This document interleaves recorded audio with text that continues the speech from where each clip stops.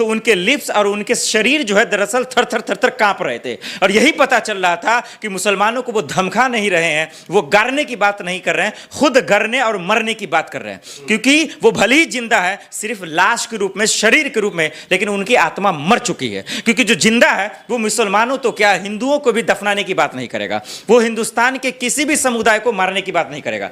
थोड़ी सी शर्म हया बची है मिथुन चक्रवर्ती को। कितना अच्छा उनका नाम था फिल्म इंडस्ट्री में, लेकिन उनके एक बयान ने यह बता दिया कि वो कितने जाहिल, कितने गोबर, कितने मूर्ख हैं। क्योंकि एक समुदाय को मिटाने की बात करते हैं, जड़ उगल करने की बात करते हैं, डस लेंगे मुसलमानों को डस लेंगे। लेकिन जिस दिन मुसलमान डसना शुरू कर दिया, इस देश में आपकी दरअसल जो है राख भी नहीं बचेगा। इस देश में आपका वो परछाई भी नहीं बचेगा, वो शैडो नहीं बचेगा जिसको आप उगाना चाहते हैं, जिसको आप मोदी जी, अमित शाह जी के तलवे चाटने के सहारे सत्ता की मलाई खाना चाहते हैं, वो नहीं बचेगा। मैं समझ सकता हूं आपका जहर सत्ता के लिए है, आपका जहर, मैं मिथुन चक्रवर्ती से कहता हूं कि अपने आप को आप कोबरा कहते हैं, आपका जहर सिर्फ इस बात के लिए है कि कैसे हिंदू मुसलमानों के बीच में दरारें पैदा की जाए ताकि हम सिर्फ और सिर्फ राजनीति रोटियां सेक सके।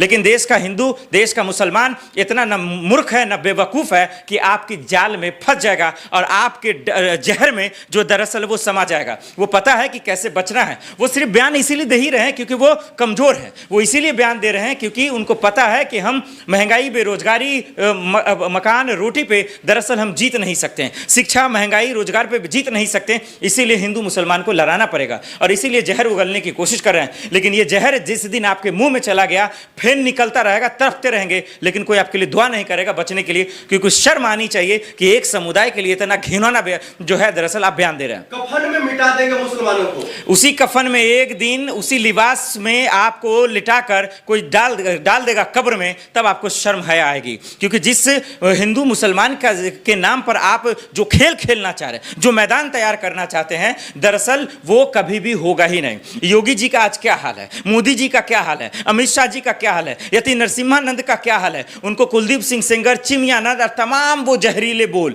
जिसके जवान से निकलते रहे, उनको जरा एक तरफ देखना चाहिए। नुपुर शर्मा का क्या हाल है, उनको समझना चाहिए कि उन लोगों का क्या हाल हुआ है आज। लेकिन आज मिथुन चक्रवर्ती नया हीरो पैदा हुआ है। भैया आप होंगे फिल्म इंडस्ट्री के हीरो, आप होंगे हिंदुओं के हीरो, आप होंगे मोदी जी के हीरो, लेकिन मुसलमानों का जब जिक्र करेंगे वहीं पे आप हो जाते हैं जीरो। तो आप ये सब भूल मत कीजिए कि कफन सस्ता हो सकता है, मुसलमानों का ईमान सस्ता नहीं है। आप भले ही आपका दरअसल जो है ज़मीर सस्ता है, लेकिन मुसलमानों का सोच सस्ता नहीं है। आप किस हिम्मत से, किस कुबत से, किस सोच से, किस नियत से कह दिए कि कफन में मिलाकर गाड़ देंगे उसको। भैया जितना कब्र खाना जाता है ना, उतनी आपकी हाइट नहीं है। जितना कब्र में लेयर होते हैं ना, उतना आपका वजूद और आपका जो है रिपुटेशन नहीं है। आप मुसलमान को धमकी देते हैं। इस देश का कानून व्यवस्था, देश का गृह मंत्री और इस देश में न्याय मिलना भले ही मुश्किल हो गया है, भले ही देश का सिस्टम सड़ गया है, कानून व्यवस्था मर गया है, इसका मतलब नहीं कि हिंदू देश का मुसलमान जो है वो डर गया। हिंदू के रक्षक है ये।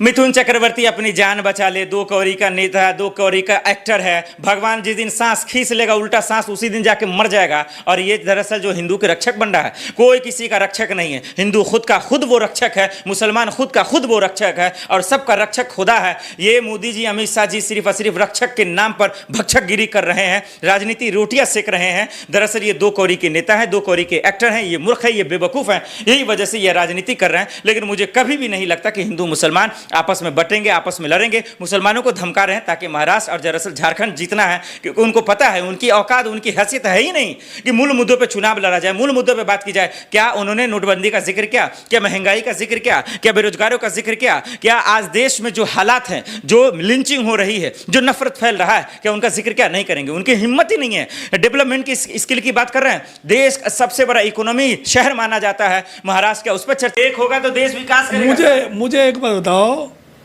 भाजपा की सत्ता है, कितने ट्रक मुसलमान पाकिस्तान भेजे? जब ये आए थे तो इन्होंने ये कहा था कि सारे मुसलमानों को हम पाकिस्तान भेज देंगे। तुम मुझे एक ट्रक का नाम बता दो, नंबर बता दो जो भर के इन्होंने मुसलमान पाकिस्तान भेजे हो। हिंदू एक होगा तो देश विकास होगा। यहाँ तक कि मुसलमान जो पाकिस्तान से आए हैं उनको नागरिकता देने की बात और करते हैं। तो मुसलमानों से इनकी पुरानी रिश्तेदारी है, मुसलमानों को ये कुछ नहीं बिगाड़ेंगे। गरीब को गरीब रखना चाहते हैं, दलित को सिर्फ गटर साफ करने के लिए यूज करना चाहते हैं।